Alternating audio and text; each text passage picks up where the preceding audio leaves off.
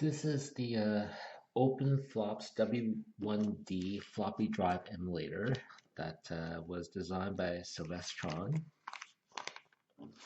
and for the Compaq LTE Elite. Now, this is to replace the infamous Citizen W1D thin floppy drives that were unfortunately driven by a belt. So this one was removed from the AT&T Globalyst 200S, and I'm hoping that the Openflops with the same 26 pin connector will actually work on this AT&T model. The AT&T Globalyst 200S is actually the same thing as the Samsung Sense 700, which was manufactured approximately in 1995, I believe, and was a Pentium, a 486 class CPU. Now, I'm just going to show you, before we do the installation, the problem with this device now.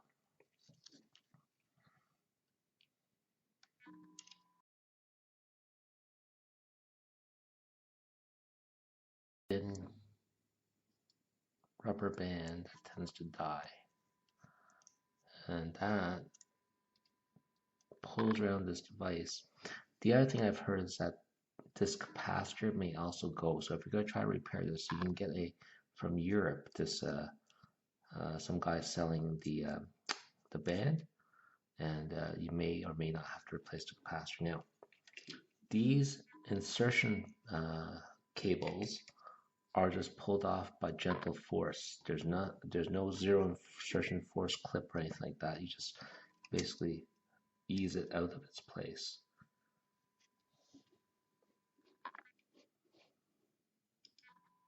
And now that I've got the Openflops, I need to remove this floppy drive cable. Now, I've just pulled it out of the motherboard gently and firmly. So we're going to try the same thing here. Looks like it's coming loose. Be very careful. I don't know if there's any replacements for these. And it's out. You can see the Citizen drive here. Sorry for the angles. And then the floppy here. Now it looks like it was this way, so we're going to do that on the Openflops as well. So I have not tested this Openflops on the Compaq LTE. And at first, the Compaq cables have a different coloration, so I don't know if I wasn't sure.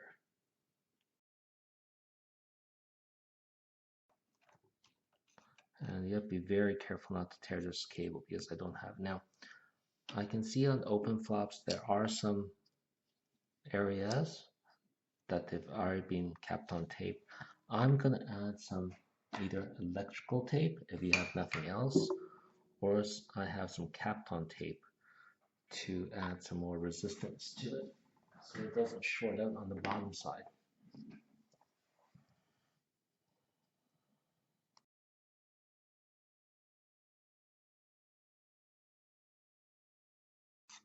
Now we have a grounded unit.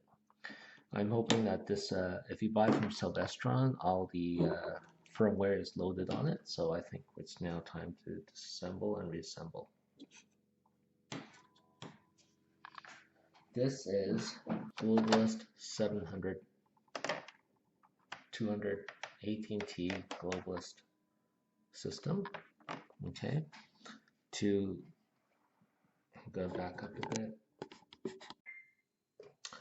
This is the Globalyst 200S made by AT&T. It's the same unit as the Samsung Sense 700 and was manufactured by Samsung, I believe, for AT&T. I do not see any other disassembly videos on this, so I will certainly try and explain that, and we'll go from there. So you can see it's a beautiful small subcompact unit, and the first thing is that you open it up. Okay, there's no screws immediately on the screen. there is a release section here at the bottom, and I've already popped this up and you pry it up like so. Once it's underneath, you'll see that there's a ribbon cable 1 and a ribbon cable 2 attached from the keyboard. These ribbon cables do have a release tab on it, so you just pull, I don't know if you can see from that distance, but you pull it out and in. Okay, it's the 0 insertion force one, so you pop this out by doing out and in like that, and then releasing it. Your unit may have an optional, this is the CPU unit, and may have an optional one of these, which is the expansion memory card. I believe they're proprietary and they go like that, just forced in. Now the problem for my unit is, unfortunately, it seems that my memory card is bad or the connector is just bad, because when I plug it in, it does not consistently recognize the memory chip. So if you have any other suggestions, please let me know on how I can debug that, or whether there's a way to replace these chips or whatever. As it is, the unit only has 4 megabytes of memory on board. That expansion card was 16 additional megabytes of memory. This is a CPU which is also physically popped out and it can be upgraded. Now let's begin our disassembly instructions for this. These track balls rotate counterclockwise and are pried out.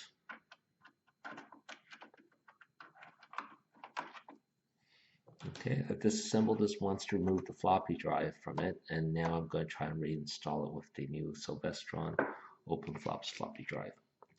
Now, disassembly is relatively easy. There's 4 screws up here in the top, and then there's 4 screws on the bottom as well. The screws on the bottom are covered by rubber feet pads. So let's remove these first.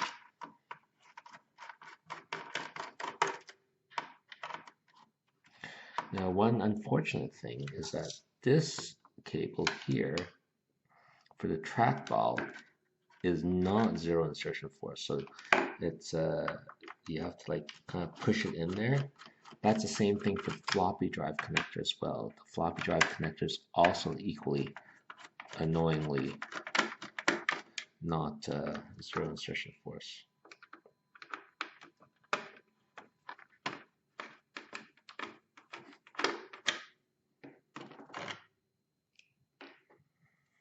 So we remove these 4 screws.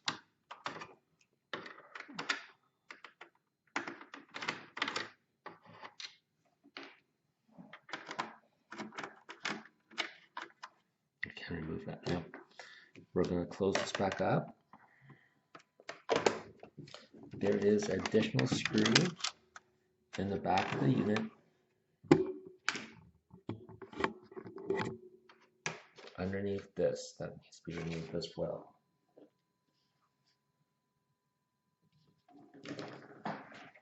So let me do that.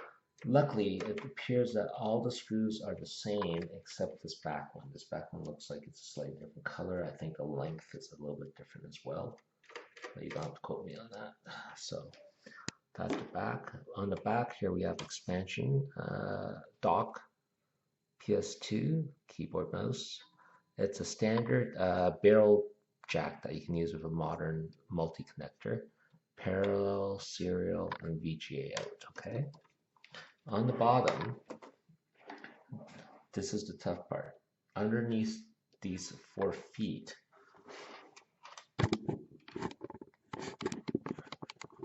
are screw holes. So we'll see if we can get in there. You just pry out and up. I think I lost one of these feet, but again, you can just standard rubber feet and they probably melted out over the years anyways. So starting with that, we're going to remove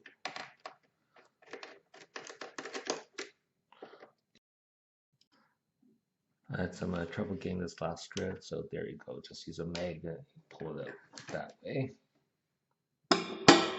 Now, let's remove the battery. This battery is a nickel metal hydride battery.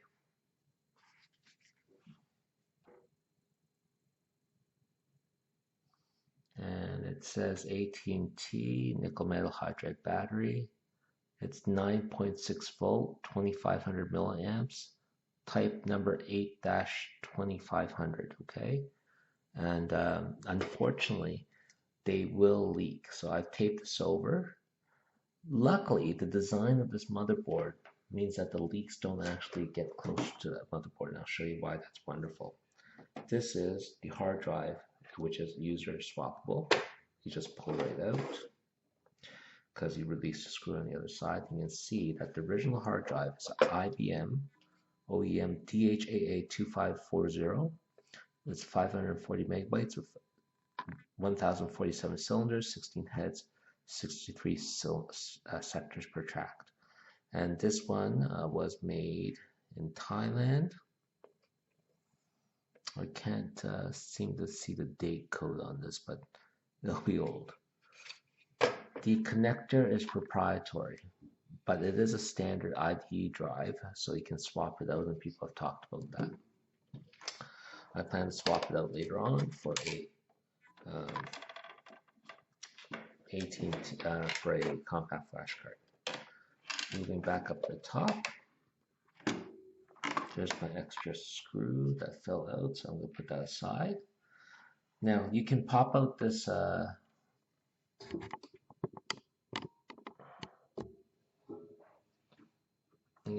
that CPU, which is a 46 CPU, but at this point you can gently open up the device. I remember having trouble unhooking it, and it's because there are two kind of clips in here that you should pry open, okay? So, or they latch together, so you kind of have to unlatch that. Finally, when you're disassembling, be careful. There's a video cable here. It's a proprietary video cable on this side. And again, the trackball does need to be removed at some point in time, but I'll show you what I do here. So you can see it's all ready to go. The only thing holding it is on this side. I'm going to pause while I kind of, well, I won't pause to try and wiggle it out. And get a pry bar, pry tool.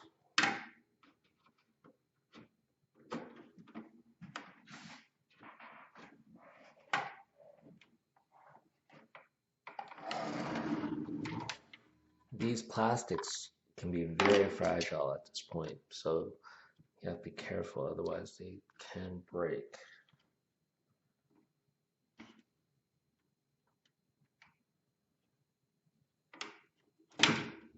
Okay, so I popped it out there. This will be held together by three things: the drive, the video cable, and then the trackpad cables. So I'm going to try to gently angle this up, and I'm going to put a box underneath it to get some support, because I really don't need the front video cable disassembled at this point. I just want to get in so I can swap with the floppy. Now, I'll just angle it backwards. Now you can see I've already popped this out, and one of the reasons I'm disassembling is because when I reassemble this trackpad, do not properly reposition the trackpad back in firmly. So I'm just going to set it aside. And this is where it gets a little bit tricky. So I've disassembled it. I was saying that you have to be careful with the video cables here. There's two clips latched at the front here, and yeah, and then the trackpad, when after you disassemble it, will be lodged into this section, and you can wiggle it out and have to reposition it. This is where the floppy drive goes, and this is the floppy drive connector. Now let me position Openflops here. And Openflops will be positioned like so.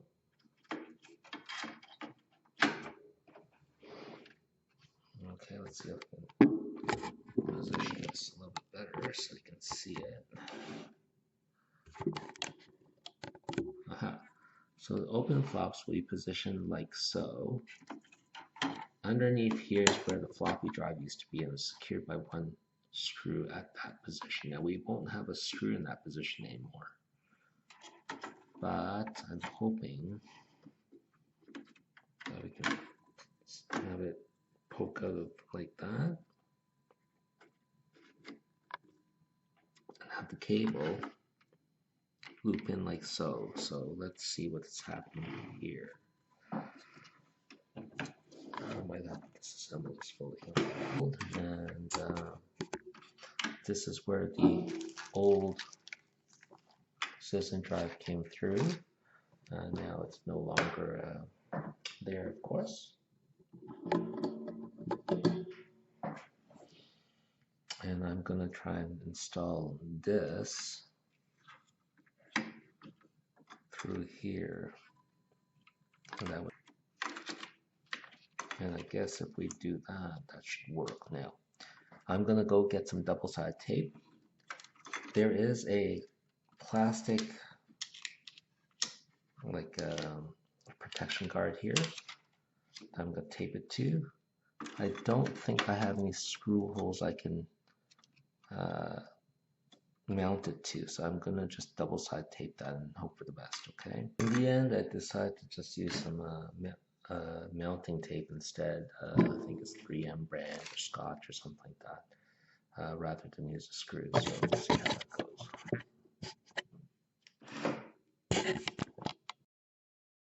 Actually, I'm going to try and use my external output and see if it will work.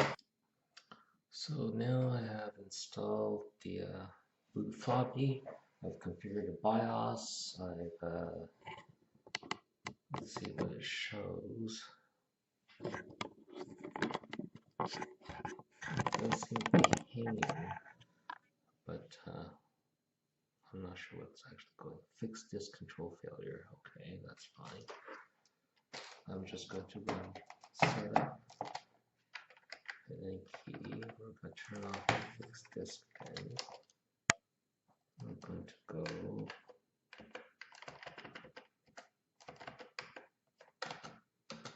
save. See if that will allow me to boot through floppy. I don't know.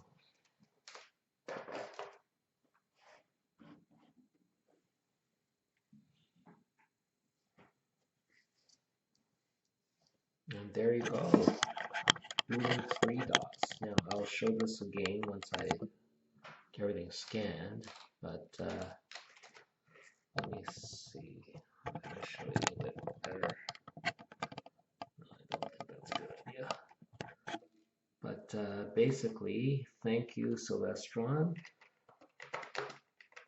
The floppy is doable. Now, why is this useful? Because this device is actually an amazing DOS gaming device.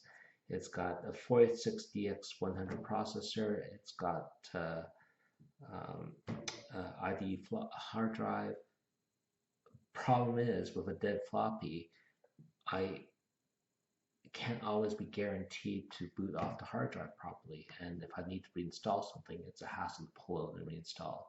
So this shows you that this works without any further configuration in the system.